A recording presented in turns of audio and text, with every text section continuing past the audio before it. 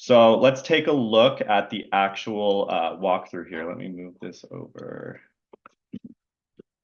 All right, so you're probably familiar with this type of screen. This is just showing, general Purevine data.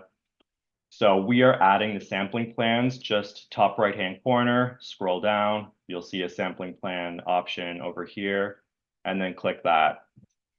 So now we're in the sampling plan landing page. This is where, if you have sampling plans created, they'll all be listed here. This person, however, they have not created any sampling plans yet. So let's go in and change that by creating a new one.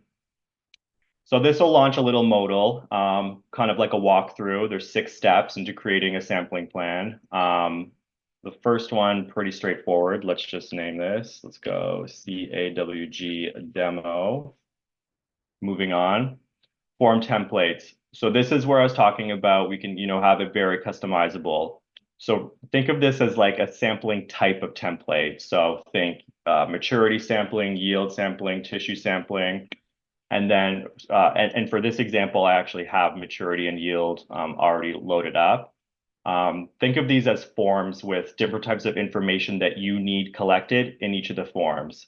So let's take a look at maturity sampling to see what I'm talking about.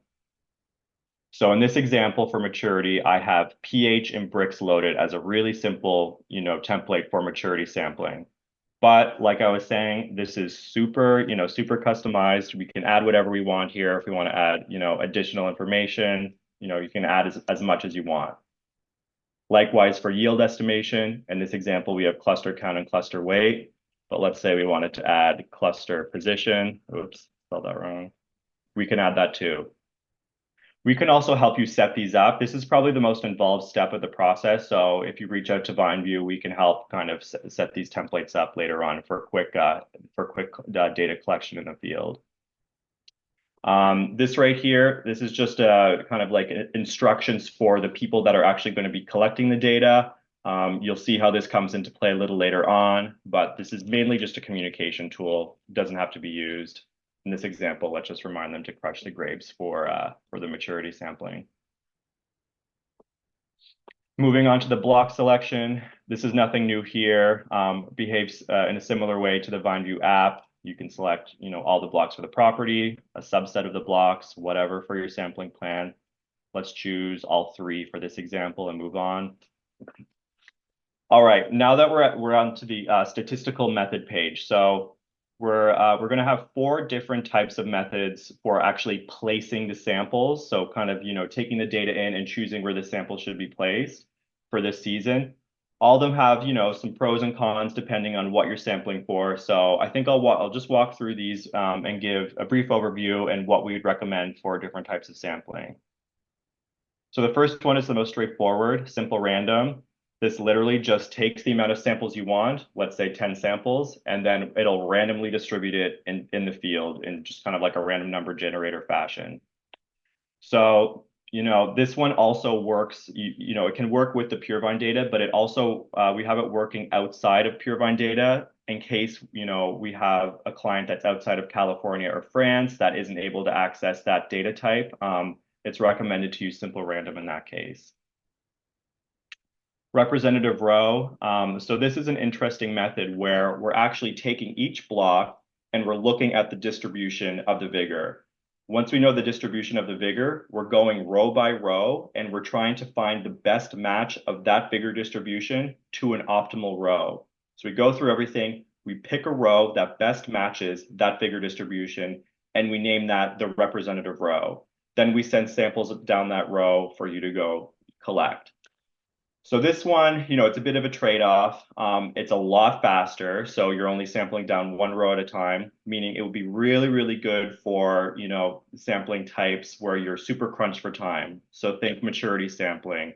You're like post for Asian, you have, a million people doing a million different things, harvest is approaching, but we really want to get these samples off. And we want at least, we want to have it, somewhat representative. So this would be a really good option for that because you're reducing the amount of walking. There's a bit of a trade-off. You're not going through the entire field, but you're still getting the best possible option for a representative row in that field. Next, we have the area weighted option. this will take each of your blocks and subdivide them based on VineView's EVI zones. It'll then allocate more samples to the zones that are of higher area. So we won't be assigning a bunch of samples to an area that doesn't, that is a little less significant in the grand scheme of things. You can think of this as a stratified approach.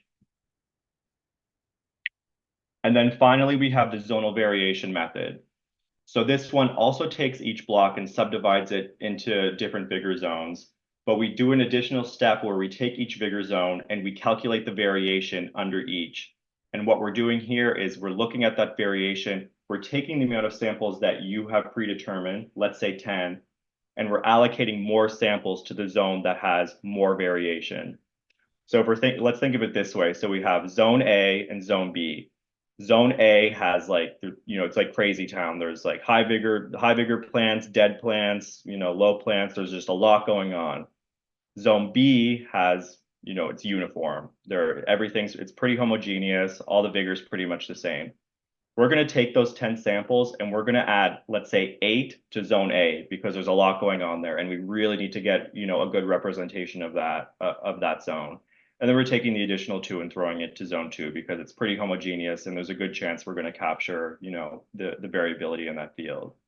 So this is a good way to, capture a lot, the variation of the field, reducing the number of samples.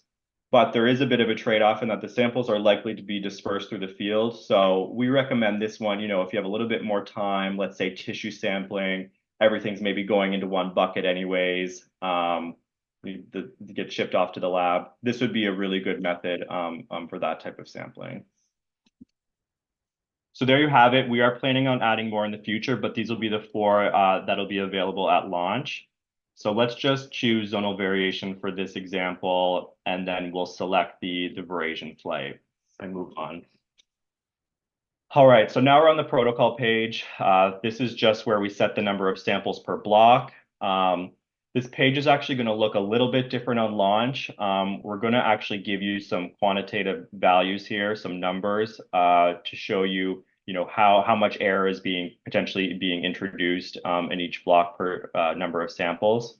So think of it like we'll have like a margin of error number, for example, showing, if the margin of error is higher, maybe we should bump up the samples a bit so we get a better representation. And maybe we can even bring some samples from a field that already has good representation and kind of allocate it to that other field. So it just lets you customize a bit, kind of calibrate it based on what you're seeing. So like, I'll give you an example here. We can go 5, 15, 3, or we can just go same for all, which we're going to do in this example, and just hit 8 and then move on. And that's it. That's the walkthrough. So at this point, it's just confirming, all the information is correct. You can kind of scroll through, see where they might end up, and then hit confirm, and your sampling plan has been created. So at this point, we're back on we're on the sampling plan web app screen, the map view, and we have a couple choices here. So we have no information collected for this, and since we're maturity sampling, we're going to need Brix and pH at least. So what do we do now? I guess first of all, there's a couple options here. We could go the more, old school traditional way where we're just maybe downloading a PDF and going out into the field and collecting it with a pen or paper. That option's there with our download PDF option. So you can select the number of samples and it will quickly generate a block by block view of our samples where you can take the observations as you go through. Another way you could do this, you could take the observations and you can add it directly. You could actually add it directly to the web app here if you click on each of these and just kind of throw them in this fashion. Oops. I'll throw it up there, 21. As you can see, as you collect the samples, they, you get the little check mark feedback showing you that it's done. If you look over here, you'll see that block 1 has 1 out of 8 samples fulfilled. And we're wrapping all that data up in kind of like an easy to digest view over on this side panel where you can see for block 1, all of the samples. We can see that this one has been fulfilled. And if we have to edit that information, we can do so. So this is kind of the clunky approach, maybe say lower tech. We're not using the app to collect. Oh, I forgot one thing. You can also check the results here as you collect them in this table view. You can see right here, there's a lot of unfulfilled entries. That's because we didn't go out and collect. We did take that one where I said the pH is 3 and the Brix is 20. So think of this, you can kind of picture this being completely filled as the samples go on. And you have the option to download as a CSV or an Excel file. One common approach here I've been hearing is, if you're yield sampling, you're doing your cluster counts and cluster weights, you can download this as an Excel and then slot that into your, gigantic yield estimation Excel file that you might already have kind of, 5 years in the past. So we're just trying to, slot in the VineView data where it's appropriate. So that's the gist of the Creator app. So again, web-based, where you go in and actually create the sampling plans. So let's move on. Let's move on in the process and think of how we're going to collect all this data. Like I don't, the PDFs might be fine, but I actually want to go out and navigate to each location. So this is where the Collector app comes in. So the Collector app, again, mobile-based. It's on our VineView app, which can be found on the Apple App Store and Google Play, and it's a free download. This app will sync directly to the web creator, so they talk back and forth to each other. And we use your phone GPS navigation with a simplified interface and easy form entry to get all that information loaded in there. So in this case, it's going to be getting the Brix, getting the pH at each of these locations. And the user that created this is going to be able to see this real time, people collecting the data if somebody else is collecting this information. So there's a really good feedback loop there. We also have an offline mode available for our sampling collector. So if you have fields that are, really, really poor cellular reception, that's fine. You can, before you leave, when you're on Wi-Fi, you can download these maps, take them out with you, and collect the data and just sync it when you're back in. So this is not a live version. So this is kind of this is a video of what the collector will look like. So let's just take a look. Again, this is on mobile, so it's on the drop down there. Maybe you missed that. Drop down there, bottom right-hand corner, Collector app. This will bring you into kind of a simplified interface with all of your sampling plans listed here. As you can see, the CAWG demo, which I just created, is now on this list.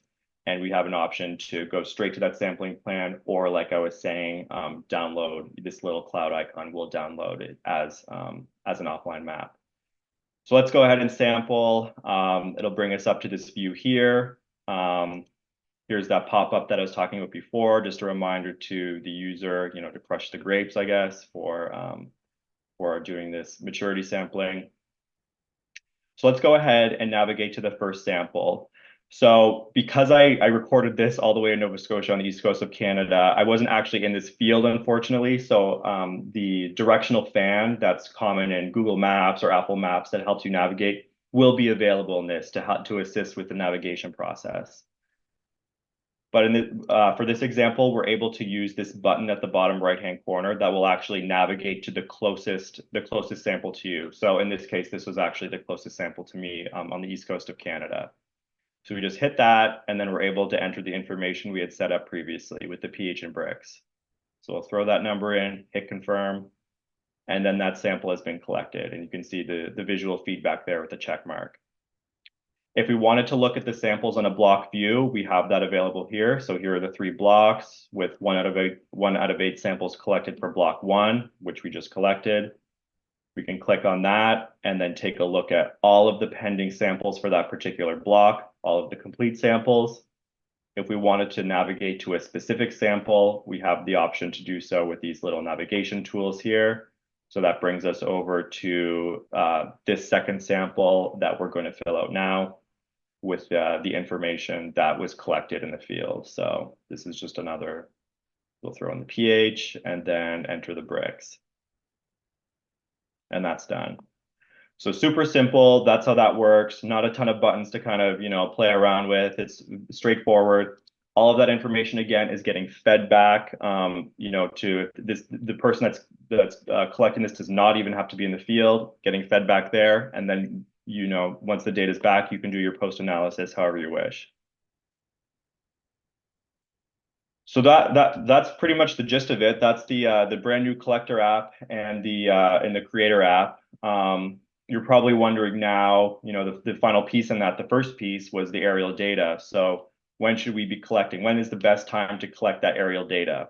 So using the two examples we talked about, I mean, in short, the best time to collect the data is closest to when you're actually going to be launching that sampling campaign. So for yield, ideally, it's during that bloom period when you're starting to do those cluster counts. It's closer to that time. That is the best option to, you know, for if we're going to be doing yield sampling. Another option, not as good, but kind of like a backup, is to use veraison from the year prior, in the hopes that not a ton of the vigor variation has changed in that, you know, it's almost been a year period, mind you. So definitely not, you know, kind of like not as good as getting the bloom flight off, but that would be the secondary option for yield. Maturity sampling, again, best time is just before that campaign starts for maturity sampling. So like the week of a few days, plus or minus.